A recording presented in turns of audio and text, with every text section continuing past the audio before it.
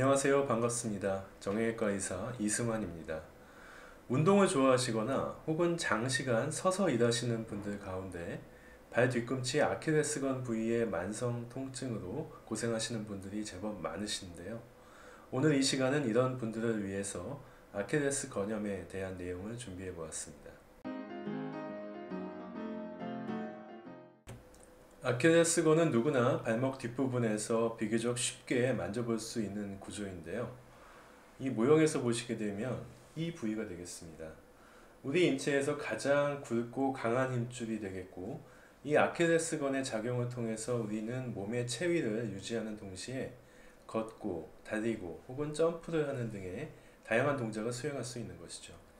이런 과정에서 발목에는 체중의 대여섯 배에 해당하는 큰 힘이 걸리기도 하기 때문에 이러한 부하를 감당하기 위해서 아킬레스건은 이렇게 굵고 튼튼하게 발달해 있습니다.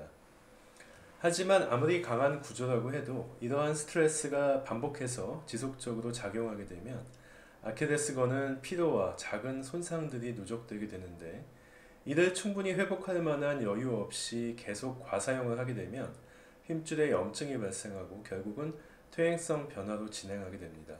이러한 질환을 아킬레스 건염이라고 하고, 보통 달리기, 축구, 등산 등의 스포츠를 좋아하시거나 아니면 많은 시간을 서서 일하는 직업을 가지고 계신 경우 흔하게 발생하게 됩니다.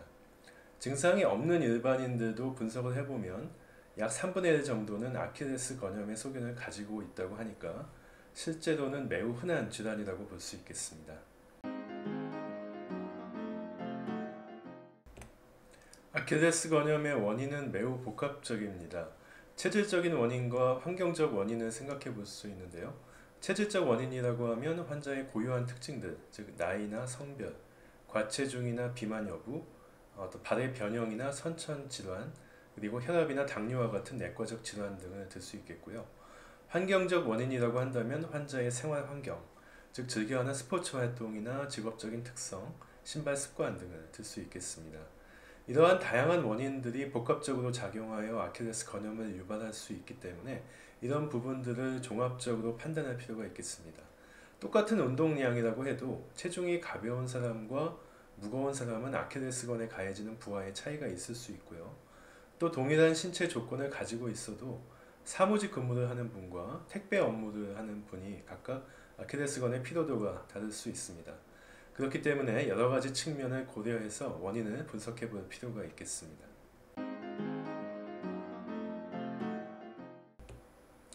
보통 아킬레스 건염은 무조건 아킬레스건 부위에 통증이 있을 거라고 생각하시는데, 사실 아킬레스 건염의 초기 증상은 통증에 앞서서 발목 후방부에 뻑뻑함을 느끼는 현상이 되겠습니다.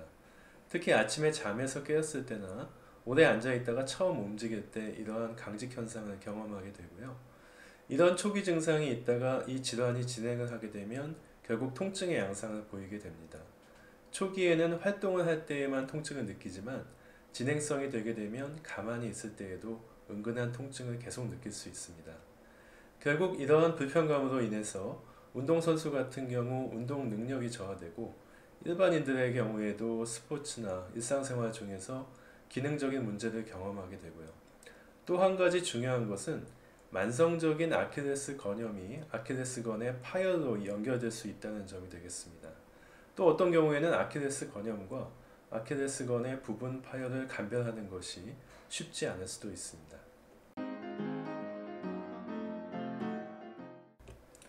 아킬레스 건염은 크게 두 가지 유형으로 나누어 생각할 수 있습니다. 하나는 발 뒤꿈치뼈에서 2 내지 6cm 사이에 발생하는 건염이고, 전체 아킬레스 건염의 3분의 2 정도가 여기에 해당이 됩니다. 이것을 뼈와 아킬레스건이 연결되는 부위가 아닌 곳에 발생하는 건염이라고 해서 비부착부 건염이라고 합니다.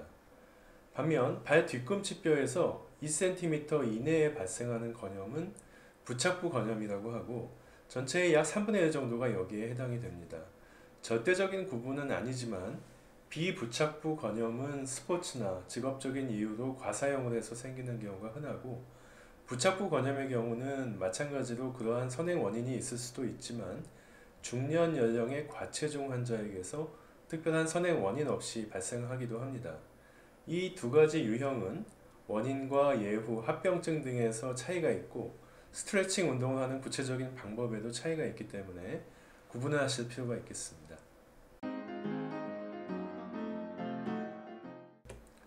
아킬레스 건염은 대부분 특별한 검사 없이도 임상적인 증상을 바탕으로 진단을 할 수 있습니다. 초기 증상은 발목 뒷부분 아킬레스건 부위에서 뻑뻑함을 느끼는 것이고요. 그 외에 아킬레스건 부위의 통증 혹은 누웠을 때 통증이 유발되는 압통이 있을 수 있습니다. 그리고 비부착부 건염의 경우에는 힘줄이 부어 있어서 만졌을 때 불룩하게 두꺼워져 있는 아킬레스건을 확인할 수 있고요. 부착부 건염의 경우에는 발 뒤꿈치뼈 상단에 뼈가 돌출되어 있는 소견이나 아킬레스건 연결부 주변에 압통이 관찰될 수 있습니다. 옆의 그림과 같이 까치발을 하고 섰을 때 특히 통증이 악화되는 양상을 보일 수 있고요. 진단을 좀 더 정확하게 하고 건염의 단계를 평가하거나 수술 전에 상태를 보기 위해서 초음파 혹은 MRI 검사를 추가해서 시행해 볼 수 있겠습니다. 아킬레스 건염의 치료에 있어서는 비수술적인 관리가 기본이 되겠습니다. 일단 원인이 되는 여러 가지 요인들을 확인하고 교정할 필요가 있겠는데요. 예를 들면 좋아하는 스포츠 가운데 특히 아킬레스건에 무리가 갈 수 있는 러닝, 축구, 등산 등의 종목을 덜 부담이 되는 수영이나 자전거 타기 등으로 변경하는 것이 바람직하겠습니다. 아울러 직업적으로 혹은 가사일 때문에 서서 하는 일을 많이 하는 경우라면 중간중간 휴식을 취할 수 있게 신경을 쓰시고 가능한 수시로 앉아서 아킬레스건의 피로를 조절하면서 생활하셔야 합니다. 그 다음으로 중요한 것은 아킬레스건 스트레칭이 되겠는데요. 첫 번째 전통적인 방법은 옆에 영상에서 보시는 것과 같이 벽에 기대 서서 운동하고자 하는 쪽 하지를 뒤로 뻗은 상태에서 무릎은 완전히 펴고 발뒤꿈치는 바닥에서 떨어지지 않게 유지하면서 반대쪽 무릎을 구부리면서 아킬레스건을 쭉 늘려주는 동작을 10초간 유지하게 됩니다. 이 운동을 10회 반복하는 것으로 해서 아침, 점심, 저녁 3사이클 정도 연습해 주시면 되겠습니다. 그 다음 운동법은 최근에 여러 연구에서 아킬레스 건염의 통증을 개선하고 기능 회복에 많은 도움이 된다고 보고하고 있는 편심성 운동법이 되겠습니다. 편심성 운동법은 앞서 말씀드린 아킬레스 건염의 위치에 따라서 구체적인 방법에 차이가 있는데요.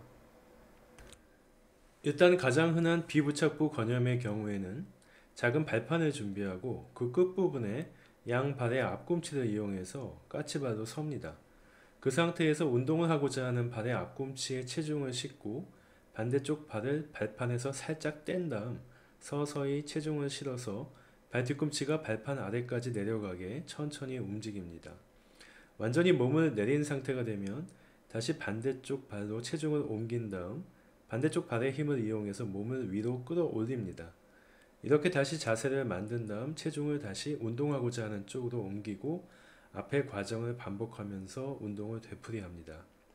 한 번에 이 동작을 15회 반복하고 이를 아침, 점심, 저녁 3사이클 시행하시면 되겠습니다. 한편 비부착부 건염이 아닌 부착부 건염인 경우에는 마찬가지 방식으로 운동을 하시되 발판을 사용하지 않고 평지에서 같은 방식으로 운동을 해주시면 되겠습니다. 부착부 건염의 경우에는 발목을 너무 과도하게 위로 젖히는 체위가 반복될 경우 증상이 더 악화될 수 있기 때문에 이 경우에는 반드시 평평한 지면 위에서 운동을 해줘야 한다는 점을 명심하셔야 합니다. 정리하면 비부착부 건염의 경우에는 발판을 준비하셔서 그 위에서 편심성 운동을 해주시고 부착부 건염의 경우에는 일반 평지 위에서 편심성 운동을 해주시면 되겠습니다. 스트레칭 외에도 체해 충격파 치료가 도움이 될 수 있고요. 보통 체해 충격파 치료는 4회 정도를 일주일 간격으로 반복해서 시행해보고 경과를 평가해서 추가 치료 여부를 결정하게 됩니다. 통증이 심한 경우에는 진통소염제를 복용해 볼 수 있겠고 제한적으로 다양한 주사요법도 시도해 볼 수 있지만 지나치게 반복적인 주사 치료는 피하는 것이 바람직하겠습니다. 이러한 비수술적인 치료가 모두 효과가 없고 만성적인 경과를 밟는다면 수술적으로 퇴행성 변화가 있는 부분의 조직을 제거하는 수술적인 치료가 필요할 수 있겠는데요. 하지만 대부분의 경우에는 생활습관 개선과 비수술적인 관리를 통해서 해결되는 경우가 대부분이고 수술까지 필요한 경우는 상당히 드물다라고 말씀드릴 수 있겠습니다.